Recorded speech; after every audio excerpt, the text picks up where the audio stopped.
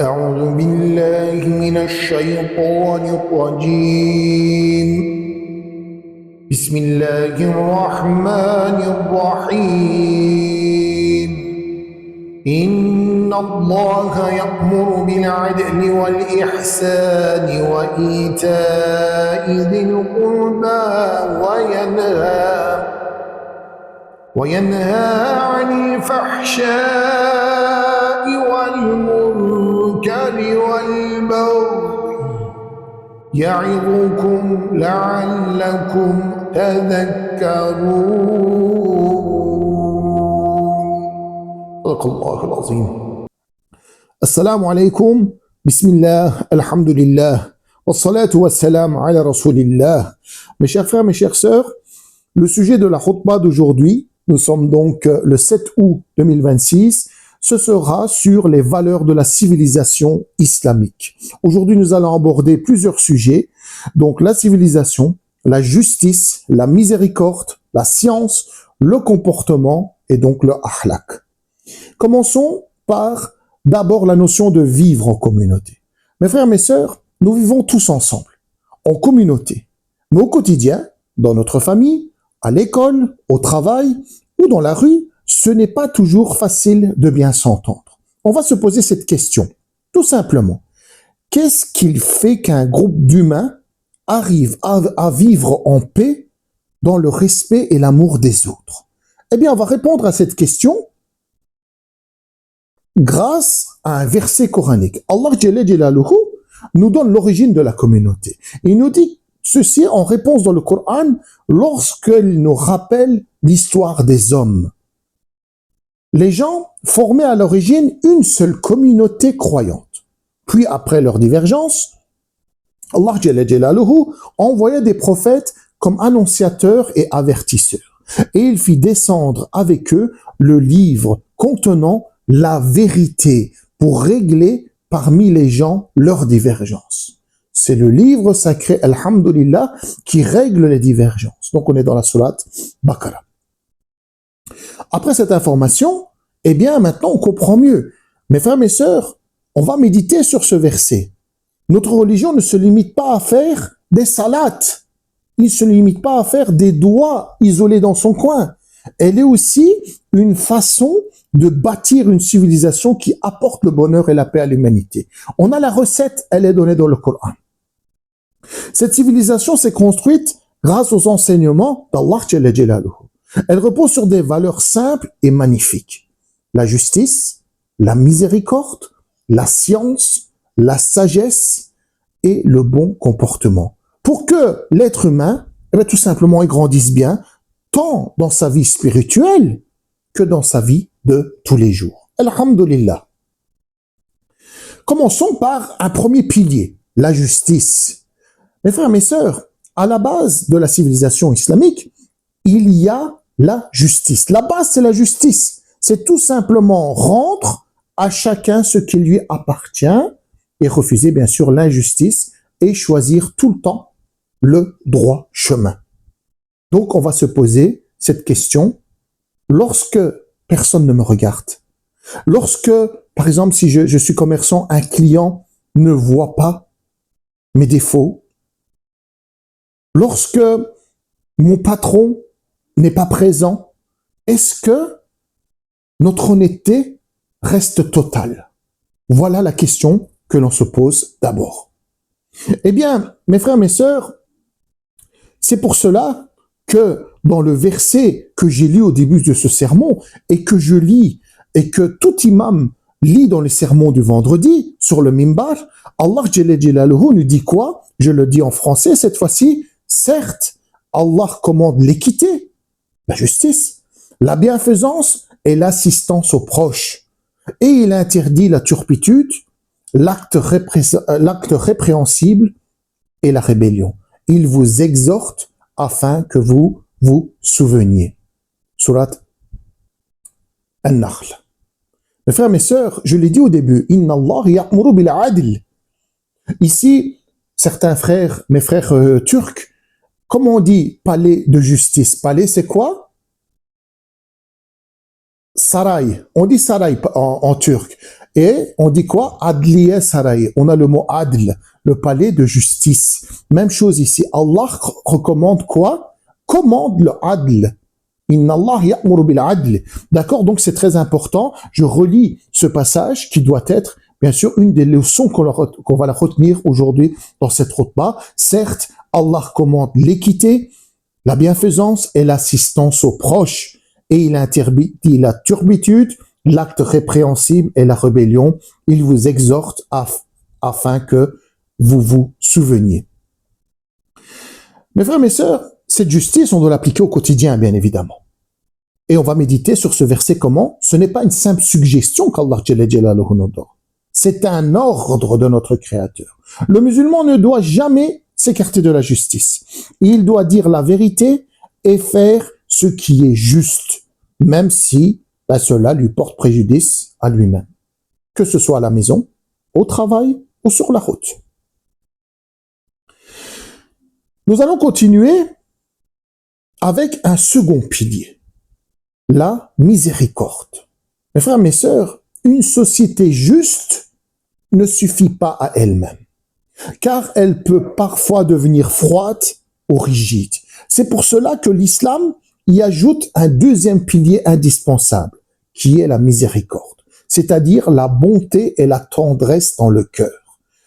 Nous allons voir une parole de notre prophète bien-aimé, Mohammed Mustafa, sallallahu alayhi wa sallam, qui nous dit, certes, celui qui ne fait pas miséricorde, il ne lui sera pas fait miséricorde.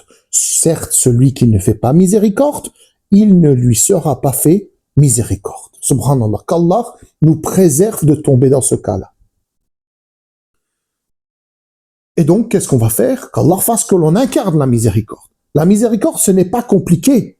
C'est protéger, par exemple, un enfant qui a besoin d'aide. C'est tendre la main à une personne en difficulté. C'est respecter nos aînés. C'est honorer nos aînés. Et avoir de la compassion pour tous ceux qui nous entourent. Posons-nous cette question.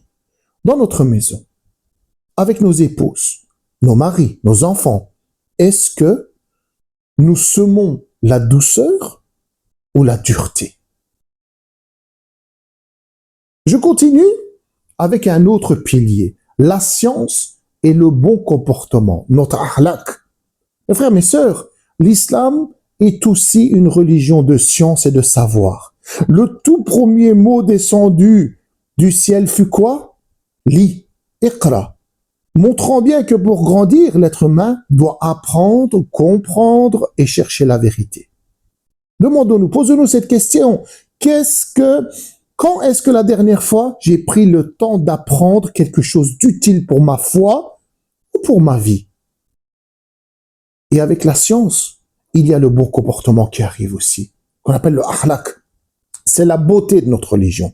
Des valeurs comme l'honnêteté, la patience, la gentillesse, l'humilité transforment l'individu et fortifient toute la communauté. Des dizaines de beaux comportements qu'on retrouve chez qui? Chez le meilleur des hommes, notre prophète sallallahu alayhi wa sallam, qui nous dit ceci, certes, je n'étais envoyé que pour parfaire les nobles comportements. Alhamdulillah, il est notre exemple. Et donc, qu'est-ce qu'on va faire? Nous allons bien évidemment incarner nos valeurs au quotidien.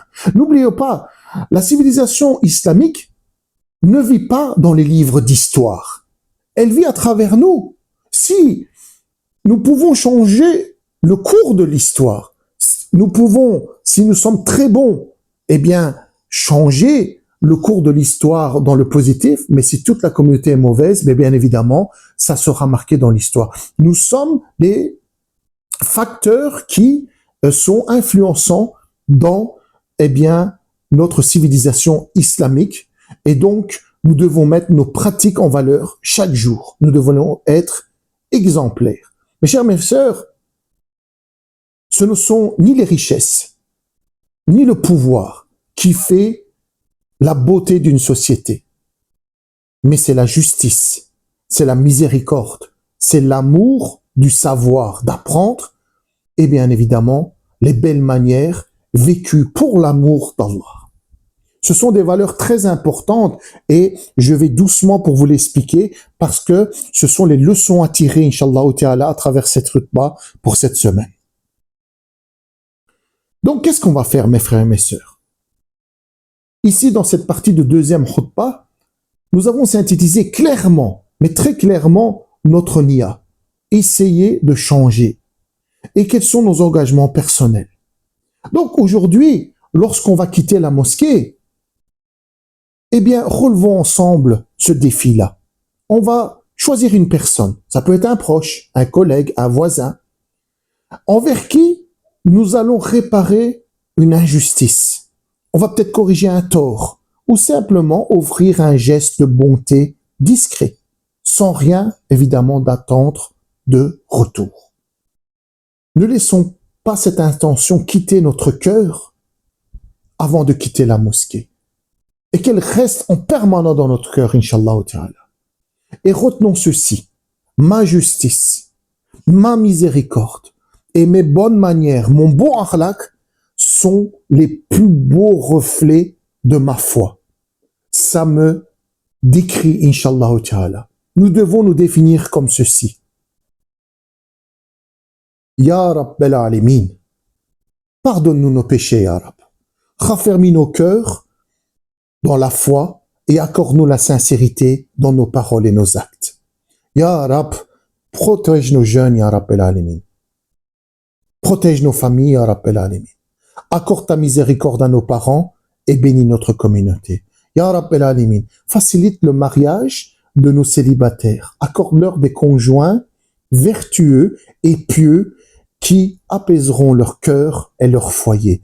Ya Rabbal Alamin, viens en aide à nos frères et sœurs opprimés à travers le monde. Soulage les personnes endettées. Soulage les personnes endettées, Ya Rabbal Alamin. Facilite la tâche de ceux qui cherchent un emploi, Ya Rabbal Alamin.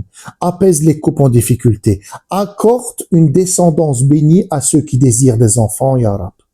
Guide nos étudiants. On arrive bientôt à des examens pour nos enfants qui ont eu des difficultés. Aide-les, Ya Rabbal Alamin. Et couvre de ta bienveillance nos nouveaux convertis. Amin. Ya Rabbal Alamin, répands ta guérison complète sur tous nos malades, Ya Rabb. Ceux qui sont dans les foyers, ceux qui sont dans les hôpitaux, ceux qui vivent des épreuves visibles ou invisibles, ainsi que ceux qui sont touchés par le mauvais œil, l'envie ou le cirque. Apaise leur souffrance, Ya Rabb, et fais de leur épreuve une purification. Ya Rabb, répands ta miséricorde sur nos défunts. Fais de nous des serviteurs reconnaissants et permets-nous de te rencontrer en étant satisfait de toi et que tu sois satisfait de nous, Ya Rabbal Alamin. Ya Rabbal Alamin, accepte nos œuvres, pardonne nos fautes et fais que cette assemblée soit une assemblée couverte de ta miséricorde. Amin, walhamdulillahi Rabbil Alamin. Assalamu alaikum wa rahmatullahi wa barakatuh.